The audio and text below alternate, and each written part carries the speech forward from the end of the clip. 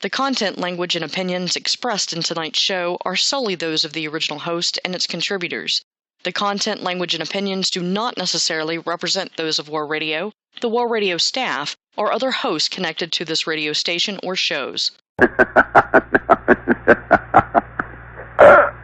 Okay. DateLine.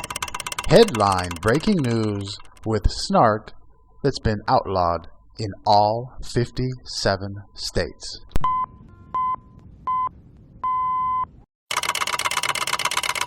DateLine. Hollywood.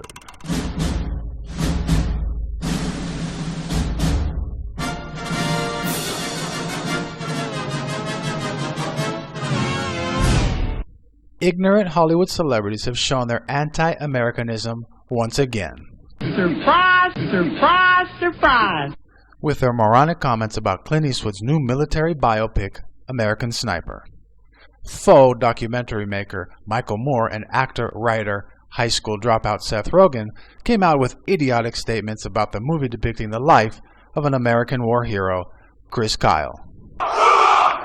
Moore, known for his Bag Full of Lies movie Fahrenheit 9/11, called not only Kyle, but all snipers cowards. A nation of cowards. Actually, that's the coward Attorney General, Eric Holder. Quiet. Michael Moore said on social media that his grandfather was killed in World War II by a sniper, and that he was taught that snipers are cowards, and that they shoot you in the back.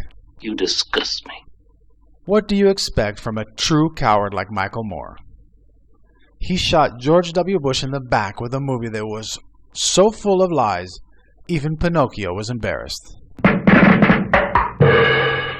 There are so many outright lies and other disinformation that we would need a whole hour to detail them here. But let me give you a couple examples of what goes for facts in a Michael Moore movie. Get to the point. He claimed in Fahrenheit 9/11 that Bush spent 42% of his time as president on vacation. But what he neglected to mention was that he counted the weekends as vacation days. Say what? Yeah. For those of you listening out there, did you know that every weekend that you are on vacation? Hello.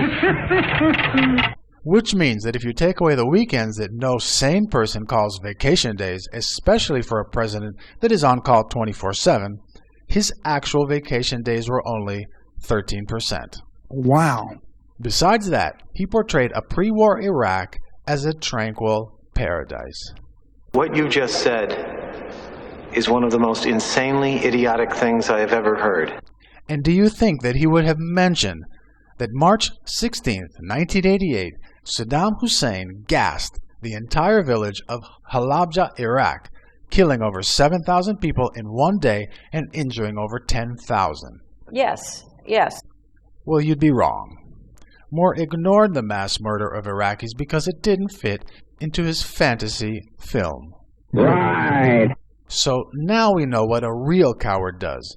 He makes supposed documentaries with nothing but innuendo, false flags, and outright lies. Lies. Especially when you are trying to undermine a wartime president that is not only trying to keep us safe here at home, but trying to rid the hornet's nest of Islamic terrorists that launched the worst attack on U.S. soil. Now that is pure cowardice. More for the brain dead left in Hollywood later in DateLine. Stay tuned.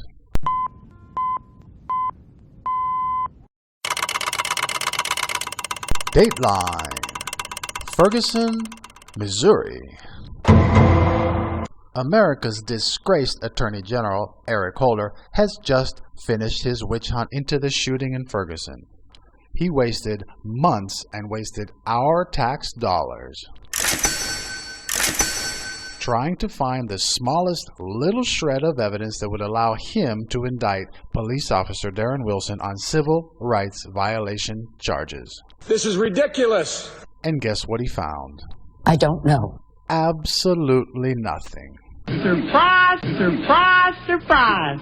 After a Missouri grand jury examined in exhaustive detail all of the evidence of Mike Brown's death, they came back with no indictment. I agree with that. Was that enough for the race-baiting Holder?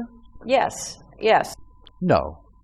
Even though the grand jury had 3 black members, which is proportionate to the percentage of blacks in St. Louis County, and they deliberated over the span of 3 months and heard more than 5,000 pages of testimony from 60 witnesses, they decided not to indict Wilson.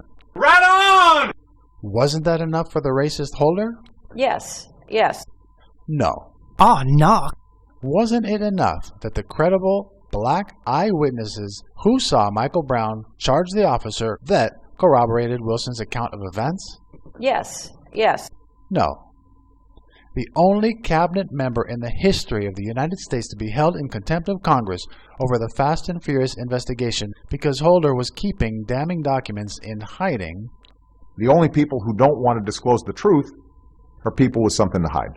With no grand jury indictment, Holder decided to placate the African American community with another hope and change, smoke and mirrors con job, even though there was no evidence to support any charges against Officer Wilson. Shame on you. Of course, the Obama administration couldn't placate the black community by lowering their unemployment rate from the atrocious 11.4%. Now could they? You talk about reckless and irresponsible. Wow.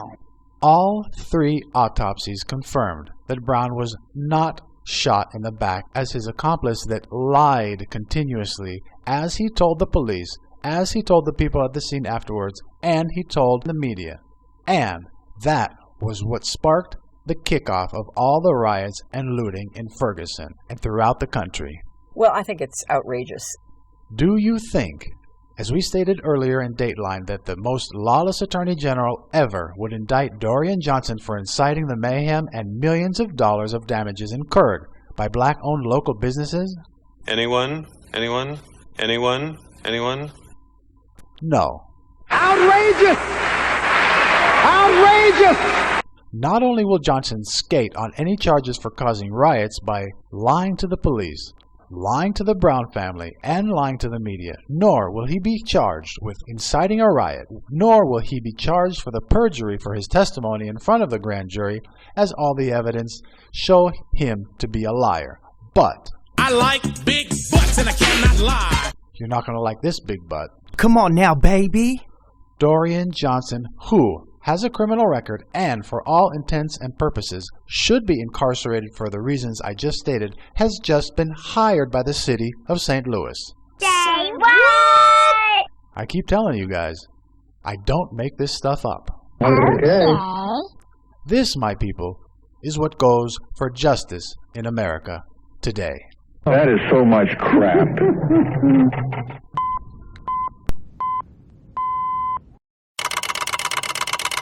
DateLine. Hollywood Redo.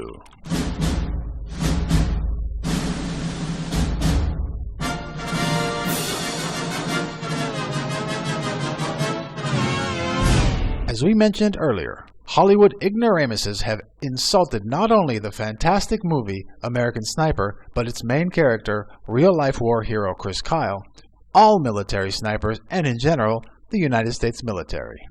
Outrageous! Outrageous! But what do you expect? Most of Hollywood is either twisted socialists like Michael Moore and actor Sean Penn, or simple-minded high school dropouts like Seth Rogen. That's the fact, yeah! When Moore was starting out in media, he was hired as the editor for the leftist rag Mother Jones, but was actually fired 4 months in after he refused to print an article exposing the socialist butchers, the Sandinistas, and their human rights violations in Nicaragua. I guess Moore only turns a blind eye to human rights violations if the socialists are perpetrating them. Hard to comprehend, but that's true. But that's nothing new from Hollywood. Idiots like Sean Penn and Danny Glover fawned over the socialist dictator Hugo Chavez, even though most of his people were dirt poor, and Chavez was living like a king. It's good to be the king. But the epitome of the Hollywood left's incredible hypocrisy was put on display a few years ago when they all cheered in approval of another biopic. That one of the rampant racist, anti-gay, anti-free speech, serial murderer, torturer, and rapist Che Guevara. You disgust me. Besides their honoring his memory by wearing his image on their apparel, they praised the idyllic image portrayed in the movie starring Benicio del Toro as Che. Even though the Che movie was a biography, of course, they omitted 99% of the truth. Surprise, surprise, surprise. Sean Penn later lamented that he was surprised and disappointed that the film and Del Toro were not up for Academy Award nominations.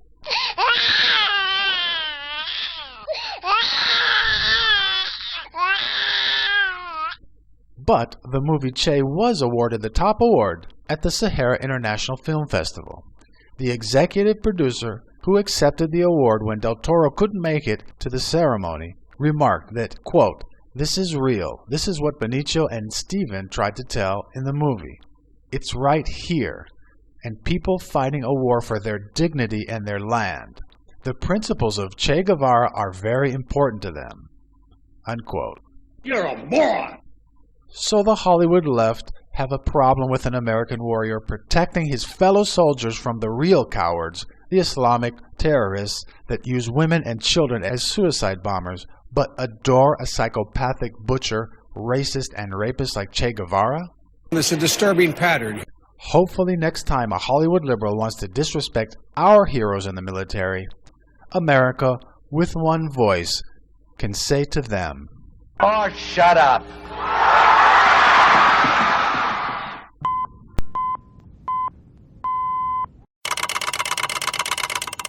DateLine, our southern borders. As our regular listeners here on the Ascend Conservatism show know, we have been calling for the newly elected Republican Senate to join with the Republican House and secure our borders now.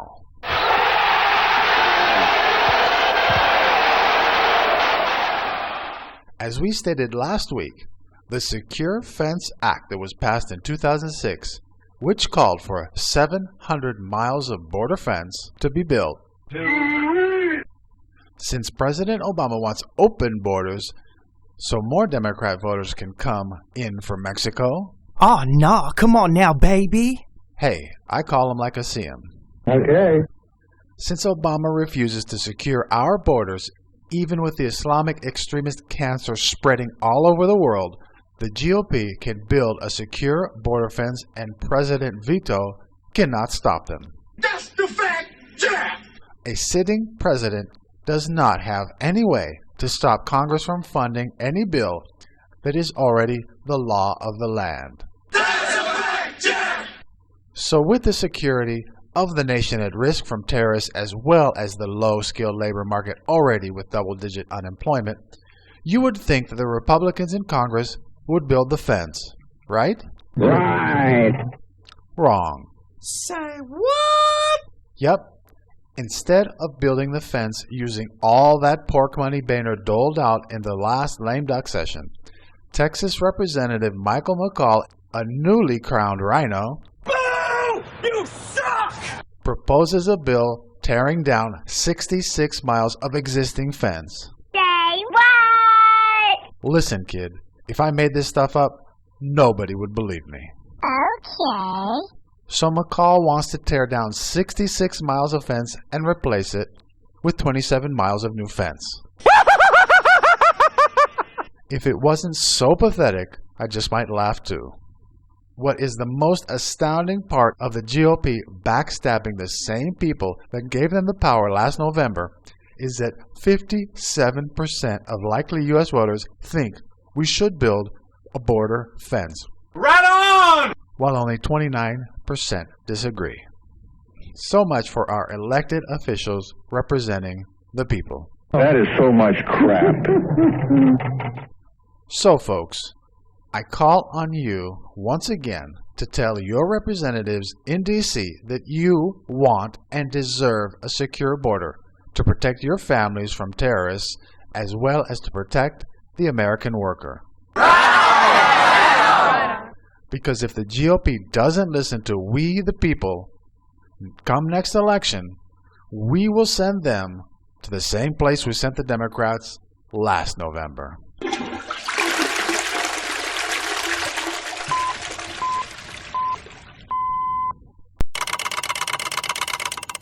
DateLine. Bitch slap of the week.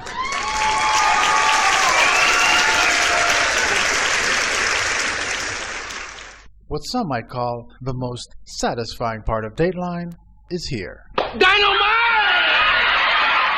This is where we administer instant justice. No media disinformation, no liberal spin, facts presented, and retribution given. This week's winner of the Bitch Slap of the Week, Secretary of State, John Kerry. Come on, what's the matter with you? That's right. Another Obama administration official gets the Bitch Slap of the Week award. I'm shocked. Kerry, an elitist New Englander who dodges his 1%er taxes by docking his $1 million yacht in Delaware. Champagne wishes and caviar dreams. A former senator with no real legislative accomplishments after 20 years in the upper chamber. And a Secretary of State that has been nothing but an unmitigated disaster on the world stage. Oh, that hurts. Has finally reached Bitch Slap status of the week. Right on! For those of you who don't know it, John Kerry, who has barely worked a day in his life, has basically one skill in his wheelhouse. He marries rich women.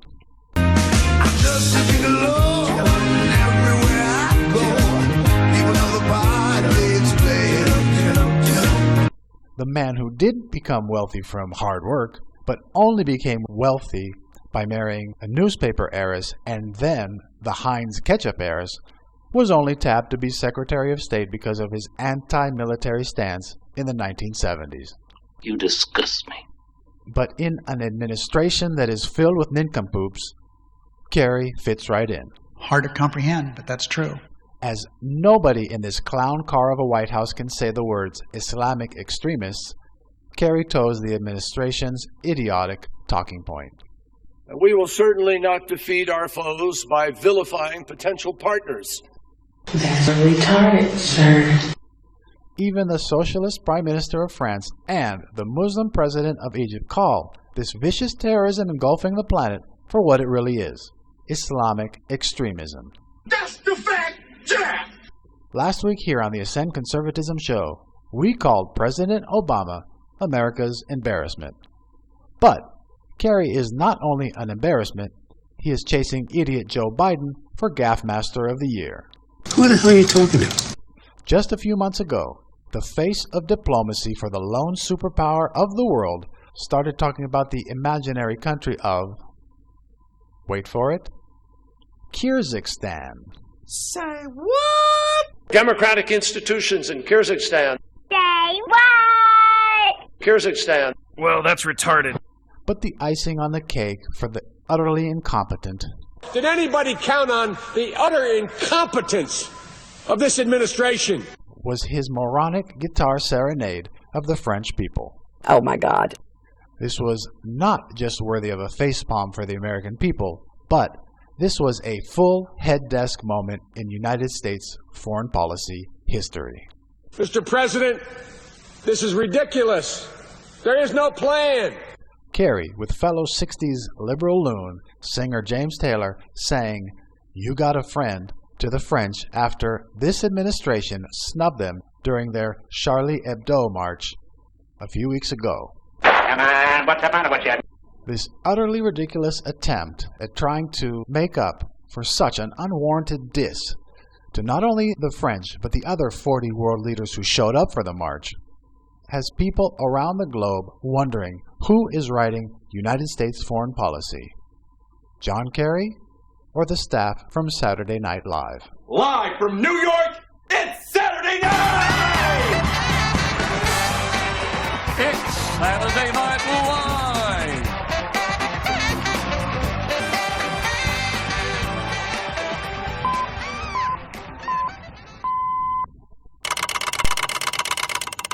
And that's DateLine for this day, January 26, 2015.